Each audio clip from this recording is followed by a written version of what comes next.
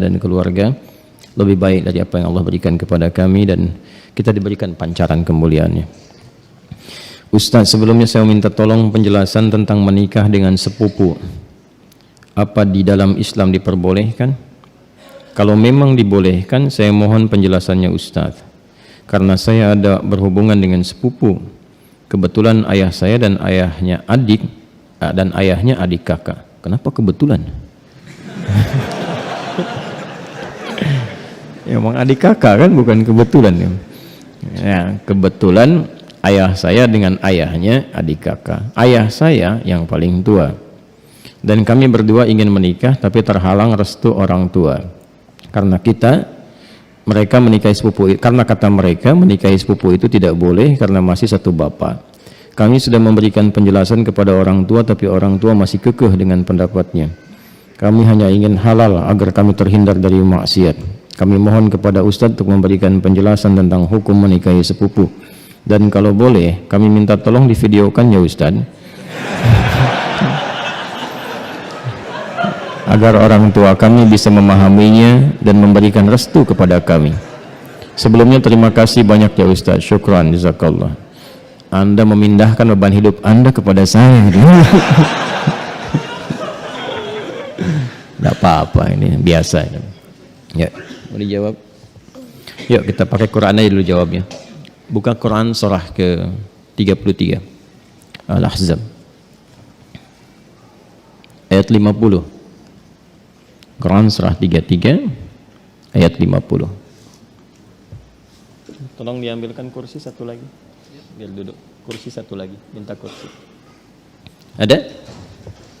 Kita langsung aja ya supaya nggak terlalu panjang. Hukum pernikahan dengan sepupu. Ada sepupu, ada keponakan, beda ya. Baik. Ini kan kasusnya begini. Ada adik kakak, ya. Kemudian masing-masing punya anak, kan? Anaknya ini saling punya rasa, ya, saling mencintai. Baik ya? Masih ingat yang pernah saya sampaikan? Bukan 2 tahun lalu, kemarin malam Jumat, ya. Baik ya? Dan rasa ini ingin disalurkan dalam bentuk yang halal untuk pernikahan. Menikahi yang yang dicintai, menikahi yang dicintai itu harapan. Tapi mencintai yang dinikahi itu kewajiban. Jelas? Baik ya? Nah, sekarang ada harapan enggak untuk menikahi yang dicintai itu? Dia punya rasa cinta antara sepupu ini, ya, anak dengan anak. Maka boleh enggak hukum nikahnya? Yuk kita lihat di Quran ya, surah ke-33 ayat 50. Ada ayatnya? Dibaca. A'udzubillahi minasyaitonirrajim. Bismillahirrahmanirrahim. Ya ayyuhan nabiyyu inna ahlalna laka baik azwajaka allati ataita ujurahunna wa ma malakat baik yaminuk mimma afa Allahu alaihi. Setelah itu wa banati ammika wa banati ammatika wa banati khalika wa banati khalatika. Terus ya, sampai situ dulu karena sesuai pertanyaan. Baik kan? Wa mar'atan mu'minatan in wahabat nafsaha lin nabi ya.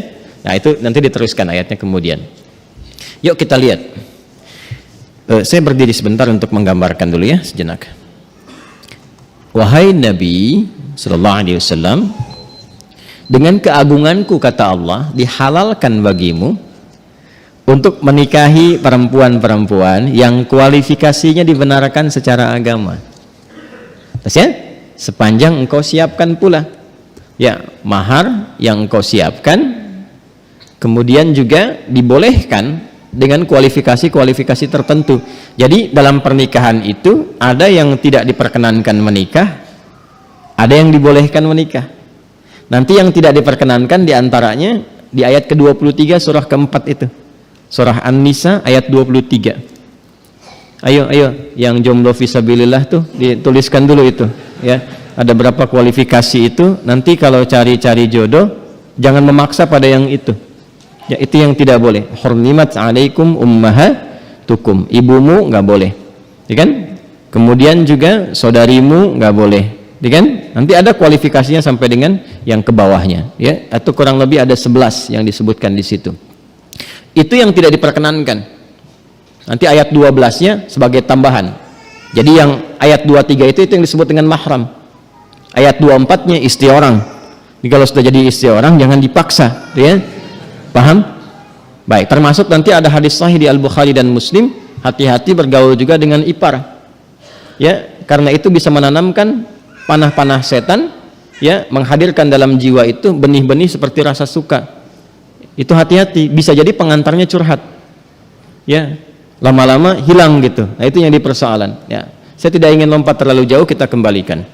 Nah, itu yang dilarang, yang tidak diperkenankan. Yang boleh siapa saja dari jalur kekerabatan. Ya, di An-Nisa ayat 23, ibu nggak boleh, bibi nggak boleh, gitu kan? Bibi, kemudian baik itu dari pihak ibu ataupun dari pihak ayah. Ya, kemudian saudari nggak boleh, sepersusuan nggak boleh, gitu kan? Menantu nggak boleh, ya. Kemudian nanti ada anak-anak bawaan juga dari istri yang dinikahi, itu nggak boleh. Menyatukan, ya, adik kakak itu nggak boleh. Baik, istri orang itu nggak boleh. Di luar itu yang boleh apa? Ya, di luar itu yang boleh apa? Teruskan. Satu, kalau dari jalur kekerabatan yang paling dekat, anak paman. Baik ya? Obanati ammika. Anak paman berarti sepupu kan? Ya kan? Baik. Ini saya sebut kakek sajalah. Ya. Kakek punya anak kan? Ya. Ini A, ini B. Ini anaknya laki-laki, ini laki-laki juga. Oke? Sudah. Ini ayah lah ya, untuk memudahkan. Ini bapak.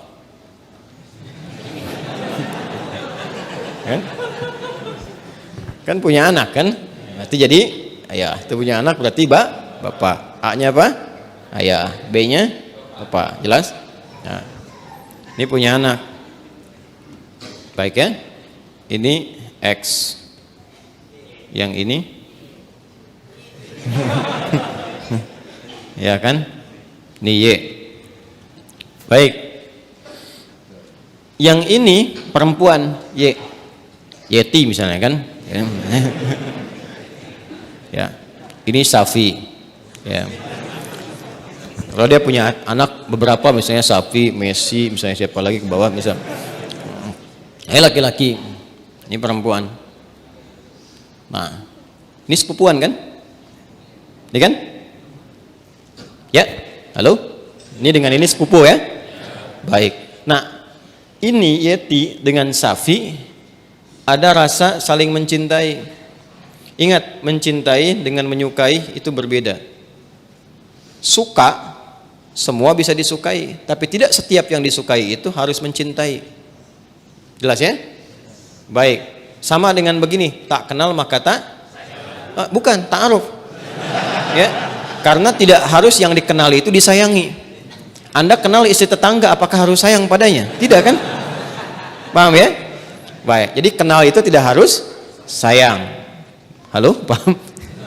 Nah, tapi kita menyukai siapapun harus suka dalam konteks kebaikan. Tapi tidak selalu yang disukai itu harus dicintai.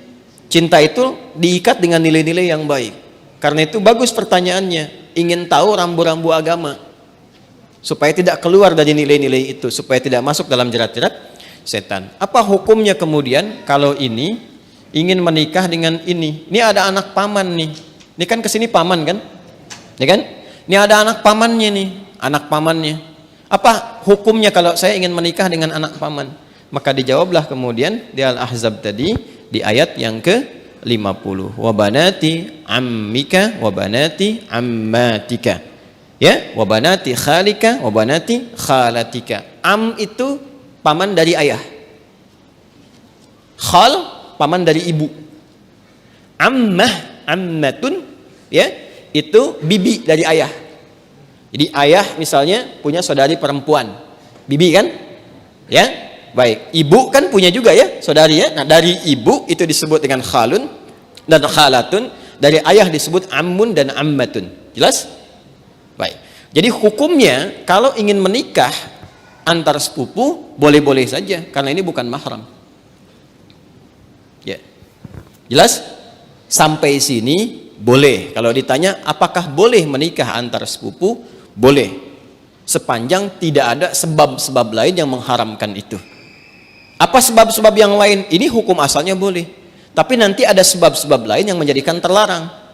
Misal, ini hukum asal boleh, tapi ternyata ibunya Safi misalnya saat Safi lahir, ASI-nya macet. Maka minta kepada ibunya Yeti untuk bisa di-share ASI-nya. Ya kan? Halo? Ada yang salah? Share, like, and comment, ya kan? Baik. Kalau ini kemudian mendapatkan ASI yang sama dari ibunya Yeti, ya, sini ada ibu misalnya. Jadi saudari atau saudara sepersusuan. Dia walaupun sama-sama sepupu tidak menjadikan keduanya boleh menikah karena ada hubungan mahram birradha'ah. Tapi kalau di luar itu aman misalnya, bukan saudara atau saudari sepersusuan dan tidak ada faktor-faktor lain yang menjadikan ini terhambat, maka boleh-boleh saja. Tidak ada masalah di situ. Jelas? Sekalipun ada kebolehan, tapi tetap ditempuh dengan cara yang terhormat. Ya, jadi tidak boleh misalnya kawin lari, capek, sambil lari nikah gitu kan? Tidak, jangan. Tetap sekarang cari cara untuk memahamkan dengan cara yang baik dan bermohon kepada Allah. Kalau memang diniatkan ibadah, niat ibadah dengan cara yang benar, dengan cara yang baik, sifatnya nanti akan dibimbing oleh Allah dengan cara yang baik. Ada doanya untuk melembutkan hati orang tua misalnya, ditampakkan nilai-nilai kebaikan. Jadi kalau ada penolakan dengan karakter, dibalas dulu dengan akhlak. Biasanya akhlak itu melembutkan hati. Ya, Anda misalnya datang kepada ibu, ibu nolak, nggak usah yang itulah, cari yang lain misalnya kan. Dan Anda merasa itu baik buat Anda misalnya, taat dulu aja pada ibu, jangan dibantah dulu. Nggak usah pakai tapi walaupun meskipun, udah.